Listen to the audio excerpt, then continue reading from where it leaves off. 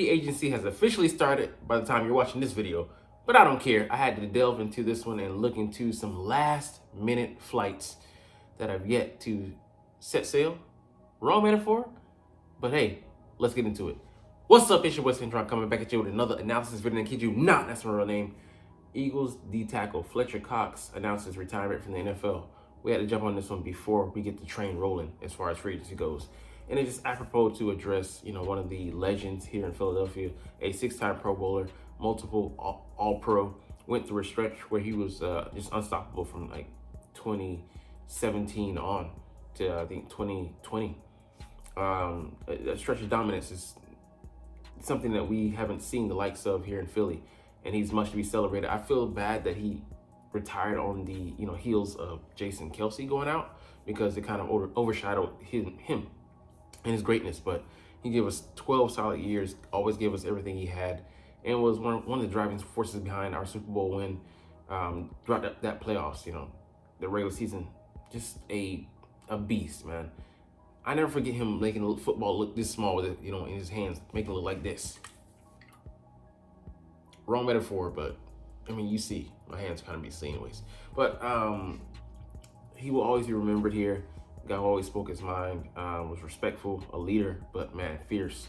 A fierce opponent. Go ahead and ask the guys that played across from him in the trenches. They'll tell you that Fletcher Cox, man, you didn't want that Cox coming out.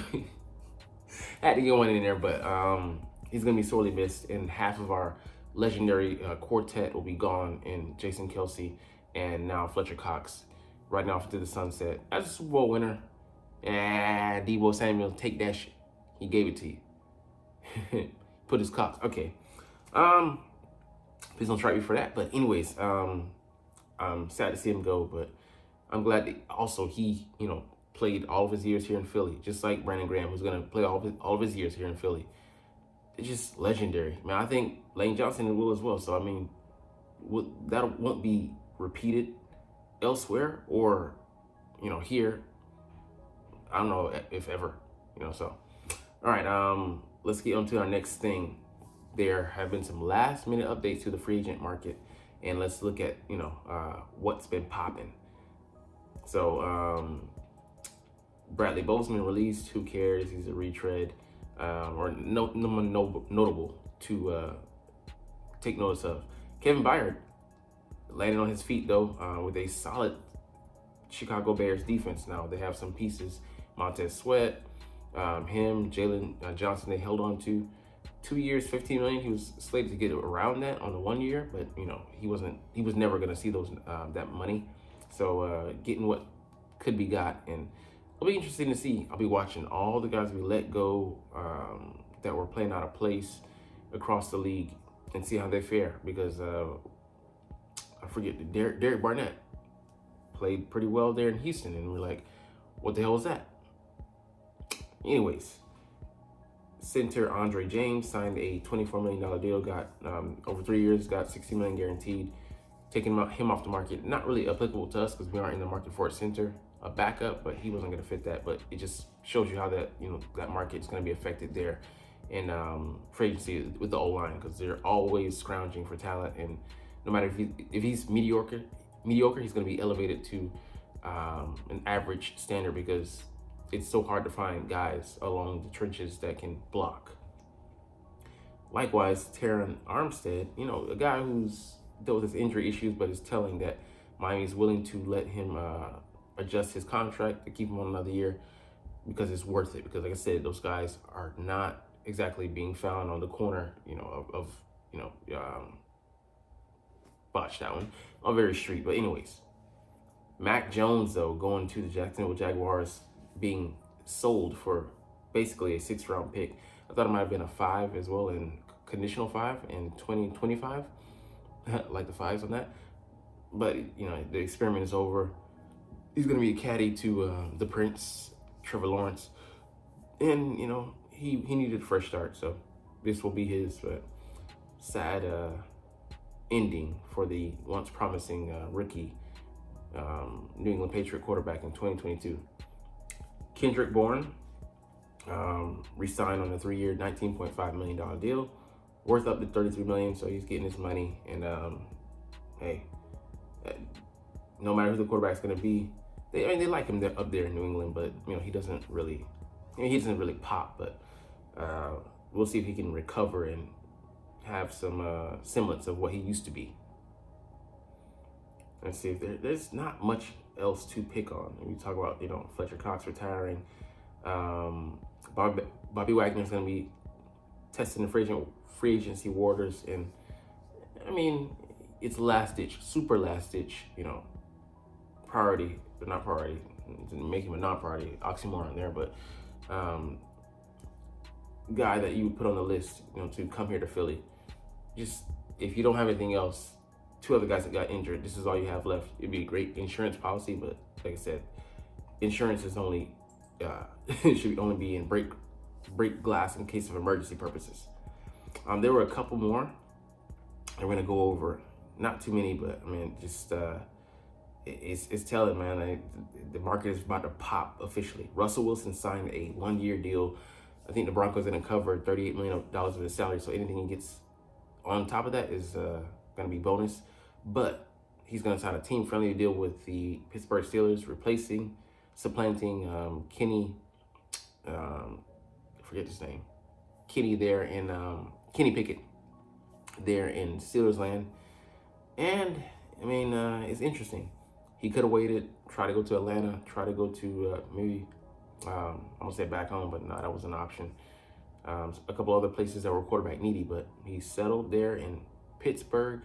He's gonna have a solid defense, so we'll see if he can revive his once promising career. The star is definitely taking a turn, but it still might be twinkling in some regards. But interesting, man.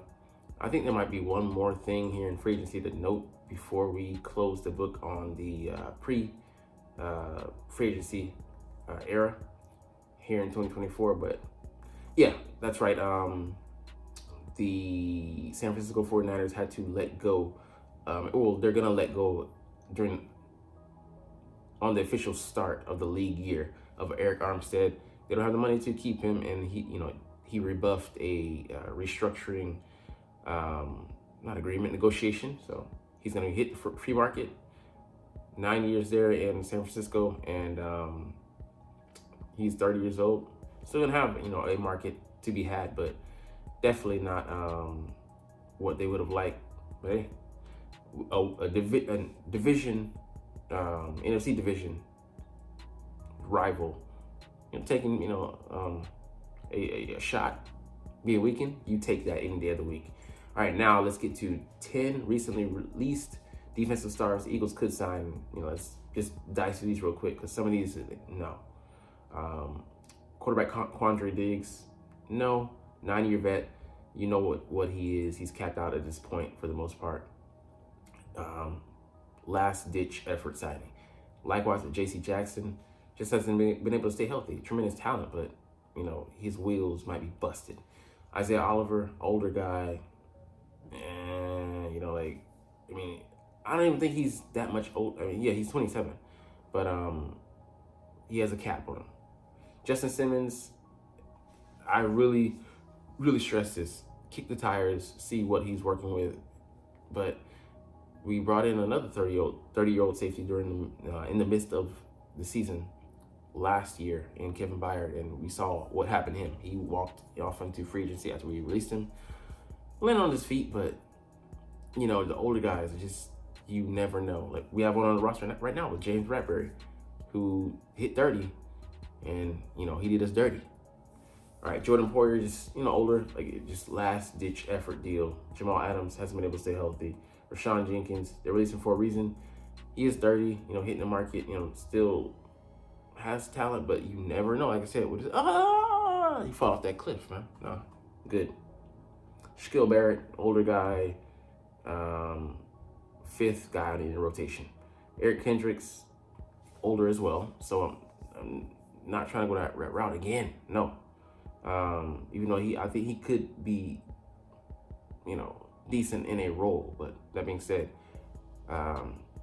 non-priority. And Jerome Baker, worth a look. I don't know how good he is, his overall, pass coverage and everything. But I mean, he's steady. But there's a reason Miami didn't feel pressed to try and even keep him. So I mean, more not on that list than anything. But let's get here to the Eagles' top players who prioritize in 2024 for NFL free agency. So we talk about this guy. We talked about him 3 or 4 times, shorts and regular videos. But C.J. Gardner-Johnson, obviously, because just he pops. He gets, he's a ball magnet, a pick magnet, a turnover magnet. He finds the ball, sees the ball, gets it, and he has the return skills as well to make something of it. That being said, what is he looking for? Because is it a 1-year deal or is it long-term security? I mean, probably long-term, but will he be amenable to a 1-year deal? And would he be willing to trust us with a long-term one? Because we screwed him over last time, or tried to. Edge rusher Andrew Van Ginkel, a bargain, there. He could do a little bit of everything. He had 55 total pressures. That shocked me. I was like, damn, he was getting there. 6 sacks, so he got good, on that production. Not the most amount of sacks you want to see from that amount of pressures, but like I said, to get a lot of bang for your buck, and he can do what a lot of edge rushers need to do in Vic Fangio's scheme, be able to cover the passing game, dropping pass coverage. So he would have that versatility, and we would have to worry about him. He wouldn't be a liability, and like I said, it wouldn't come at a premium price. So there's that to think about as well. Josie Jewell, we talked about this guy before. Played under Vic Fangio before. His numbers protracted to be a 2-year, $15.3 million deal. I'm like, just if you're gonna spend that much, you might as well just go ahead and get the top guy. Go ahead and get Patrick Queen. You know what I'm saying? Get that Queen chess piece. But Howie's a cheap mother when it comes to positions he doesn't value, like linebacker, running back, and other ones. But anyways, like I don't know. I hope to see. I mean, I wouldn't be mad if we did sign him. Over 100 tackles in the 4 last seasons. 3-down player. He's consistent. Not a liability in coverage. Can handle himself. You're not going to get spectacular. He's not going to wow you, but he's not going to be getting constantly burned and pushed aside, ran around, over, and passed. So there's something to be said for reliability. Nope, that's not what we want to see. Eagles' top hypothetical trade packages for James Bradbury and Avonte Maddox. We know Avonte is gone, so now we only have Bradbury to deal with. So send him to Cardinals. So we would get their 7th and a 5th. And that would help us because that 5th actually could get my friend Dogarindo. You don't know because you don't watch videos, but a nice running back out of Louisville who I would love to have. And I think is a perfect fit for what we do here and would be money and, pennies on the dollar, which, how he's greedy fucking eyes would get huge over that. Maddox, he's gone. So, yeah. This also would include Maddox, but there's no way in hell that the Chiefs want they want James Bradbury, so that would be a dead deal. But we would get give a 2nd round pick. That would definitely be worth it, but it's just having to pay him that huge amount of money. I'm all for, re-upping on people, but Howie always takes advantage of other people's corners. I'm not saying he's a drug lord or, a boy on the block. Anyways, I wouldn't be mad at it, but just tired of going that route. I wish we could just grow our own talent at home, but, we hate homegrown. We love to eat out, Uber Eats type shit. Shout out to 21 Savage. NFL free agency swap, NFC East division edition. Tyron Smith going to the Washington Commanders. It'll be interesting. I'd love to see them overpay for him. Weaken our division foe while fool's gold because they're not going to do anything. DeAndre Swift with the Giants, I would hate to see that because I know he'll be a monster, but he would hate to see that because they don't have any weapons and he'd be screwed. And then, I think he would be productive, but after playing with us, even in the midst of a down year last year, I don't think he wants to play in that cesspool known as New York. Xavier McKinney, I would love to see him here. Like, I think he would be allowed to be a playmaker, and despite his size, he can cover, pretty well, despite running in the 4.6s. I think in 4.65, and they have PFF had him ranked. Pro Football Focus had him ranked as the fourth best safety. He had 2 picks off of us last year, career high, 116 tackles, minus some sacks in there as well. The guy just goes and gets the ball, so he's highly productive, smart, intelligent guy. And, was Alabama player, so, he's well coached. So I would love to see him as a chess piece here and see what he could do next to a guy like Reed Blankenship or Sidney Brown. And Saquon Barkley going to the Dallas Cowboys. We'd love to see him waste money, so please, Jerry, go find money and do it and waste that and further squander, your viability as a team. But anyways, we're gonna get up out of here on that. Just had to talk about free agency real quick and some other things related, or whatever that you may not care about what I do. But you're not even watching those, so it's all good. But we're gonna chant the deuces. But as always, it's fly, Eagles, fly, and let's motherfucking go. Like, comment, share, and subscribe if you like. Thanks for watching. Check me out at Cintron, Cintron Anime, Cintron Life, or Cintron Laughs, or other social media.